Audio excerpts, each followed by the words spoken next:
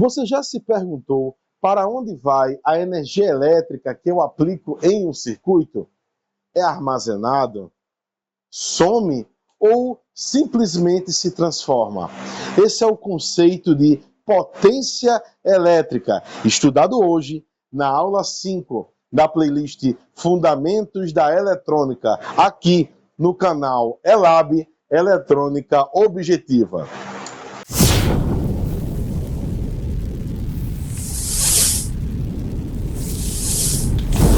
Então, gente, voltando aqui para a gente destrinchar as fórmulas, a gente trouxe o conceito principal, que a gente já tinha falado, que a potência é a tensão multiplicado pela corrente, é o produto dos dois, né? A unidade de medida da potência é em watts, né? A gente chama de watts, então a unidade de medida é watt. Todo mundo já deve ter escutado isso, tanto daquele que trabalha com elétrica, com eletrônica, a quem não trabalha, a quem é leigo. Esse nome watts é muito difundido, né? É muito conhecido. Então, nós trazemos aqui as variações dessa primeira fórmula aqui, ó. Essa daqui, essas duas primeiras, são as variações, aonde eu fui lá na lei de Ohm, que a gente estudou na aula passada, aí por isso que eu recomendo. Volta na aula 4, dá uma olhada lá nas leis de Ohm, né, que a gente estudou, trabalhando as grandezas de tensão, resistência e corrente, né, e também as variantes da fórmula. Então, a fórmula da lei de Ohm principal é essa, e as variantes é essa. Mas eu posso trazer, e aqui eu não vou trazer cálculos matemáticos de como se chega aqui, porque isso não é o objetivo da aula. Lembrando que a gente vem aqui para descomplicar. Mas eu vou deixar um link aqui embaixo, junto com o nosso material de estudo, de um artigo bem interessante que eu vi em um site, em uma pesquisa, em que lá tem destrinchando bem direitinho para quem está mais interessado. Mas como o nosso objetivo é ser direto, afinal o nome do canal é ELAB Eletrônica Objetiva, então deixaremos a profundidade dos cálculos de maneira mais abstrata. Então, trazendo para cá, eu tenho que potência pode ser resistência multiplicado pela corrente elevado ao quadrado. Eu também tenho que a potência é a tensão elevada ao quadrado dividido pela resistência, né? Lembrando que eu também posso ter que a corrente, a variante dessa fórmula, essas aqui são as variantes dessa. Essas aqui são as interações com as leis de Ohm da aula passada, né? Então não existe mágica aí. O que existe é uma adequação matemática. Tranquilo? Então, o que é que ocorre? Essas duas aqui, ó, são, de fato, as variações da de cima, né? Pelos conceitos básicos da equação. Então, vamos lá. A gente vai trazer aqui também a fórmula conceitual, que a gente estudou, que potência é energia sobre a variação de tempo. Esse triângulo aqui se chama delta.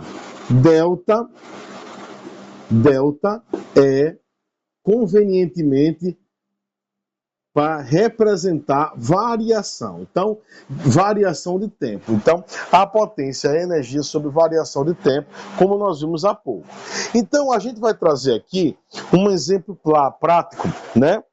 Nós temos essa lâmpada aqui de 9 watts. É uma lâmpada LED comum, né, que a gente vê nas residências, né?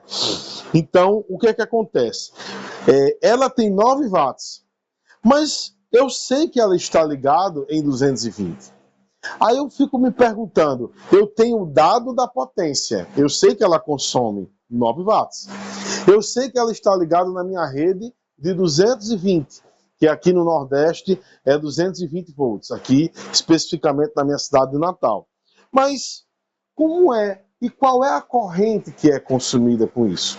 Então, indo aqui, nós vamos pegar o que eu quero descobrir é a corrente. Obviamente que eu vou aqui nessa primeira variante da fórmula principal. Então, se eu sei que I é P sobre V, eu sei que I é igual. Qual é a potência que eu vejo aqui na lâmpada? 9 watts. Então, deixar aqui de lado, 9 watts. Então, 9 dividido por... Qual é a tensão elétrica da minha rede? 220 volts. Então, vou ajeitar aqui, minha letra é péssima. Então, o que é que eu tenho aqui? Eu tenho uma corrente de 0,04, aproximadamente 0,04 amperes. O que eu, multiplicando por 1000, para poder facilitar do trato, né? Aqui eu consigo obter um resultado de 40 miliamperes. Então, 40 miliamperes é, na verdade, a corrente elétrica da minha lâmpada. Essa potência sobre a tensão, eu obtenho esse resultado. Mas, Yuri, se a minha lâmpada fosse aqueles refletores, né? Um refletor que eu tenho ali no jardim, é um refletor mais forte, e vamos supor que ele é 220 watts. Bem, se o refletor ele é 220 watts, o que é que vai acontecer? Eu vou colocar aqui na fórmula, né, que ele é 220 watts e a minha tensão 220 volts. E o que é que eu vou obter? 200 dividido por 200 dá 1. 1 ampere. Então, eu consigo descobrir que a corrente é 1 ampere. E por que é importante isso? Porque, por exemplo, no mundo da elétrica, os nossos amigos eletricistas, eletrotécnicos, engenheiros eletricistas, quando eles vão dimensionar o circuito de uma casa, eles precisam saber da corrente no circuito, para escolher o disjuntor, para escolher os fios, para escolher como dimensionar os materiais da casa. Então, eu preciso, através da potência dos aparelhos, através da tensão do meu circuito, descobrir qual é a corrente que eu mensuro para poder fazer a dimensão dos meus componentes, para evitar sobrecarga. Eu tenho que levar em consideração uma porção de coisas. Então, nesse caso aqui, eu utilizo essa variante da fórmula. Mas se eu tenho a potência e a corrente, eu uso a segunda variante. Se eu tenho a tensão e a resistência, eu uso essa fórmula aqui. Se eu tenho a resistência e a corrente, eu uso essa fórmula aqui para descobrir a potência. Então, veja que é um mundo de possibilidades que eu tenho com essas fórmulas, que simplificam a vida. Então, agora, nós vamos também entrar em um outro assunto, que é a noção de dissipação. Nós precisamos compreender que, como eu falei no início do vídeo, a energia ela se transforma, ela não muda. Então, muitas vezes, eu tenho um determinado aparelho de som, que ele diz que consome 100 watts, mas eu não consigo converter essa potência sonora, essa potência elétrica, necessariamente em potência sonora, porque existe um consumo interno do circuito, energia térmica que é dissipada nos componentes e uma série de fatores.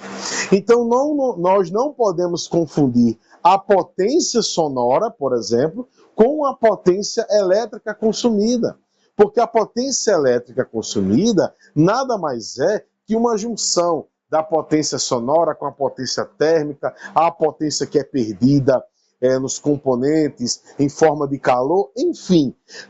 Quando se fala de potência elétrica, nós não estamos falando de potência efetiva naquilo do qual nós queremos.